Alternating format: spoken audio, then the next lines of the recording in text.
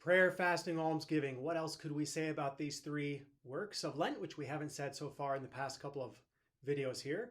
Well, as we've mentioned, prayer, fasting, and almsgiving correspond to the three loves that we experience. Prayer is going to foster that love for God, fasting, love for self, almsgiving, love for neighbor.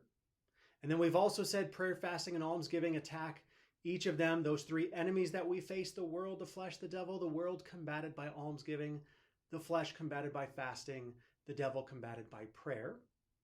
Here now we can mention what St. Thomas Aquinas writes, which is about how prayer, fasting, and almsgiving correspond to the three types of goods that we experience: goods of the soul, goods of the body, external goods of this world. Goods of the soul being increased by prayer, that here by prayer we raise the mind and heart to the divine, and the soul is elevated to God in relationship, to know him, to love him in that deep and profound, personal, intimate relationship with God that is prayer, where every other good that we have is given over and subjected to him in the interior life.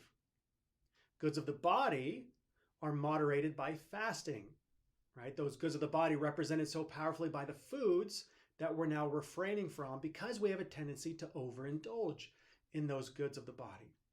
And then the external goods of this world, which again we tend to overindulge in, being moderated, restrained by the giving away through alms of those external goods.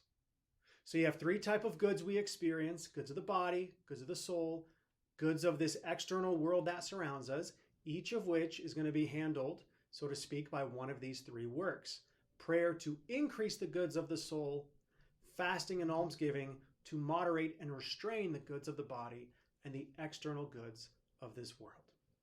And so through these three works, we really are going to be prepared through this moderation of all these goods to celebrate that passion, death, and resurrection of our Lord. If you want to read, watch, listen to more about the Lenten season, check out our website at sjvlaydivision.org. And I hope you have a blessed Lenten season.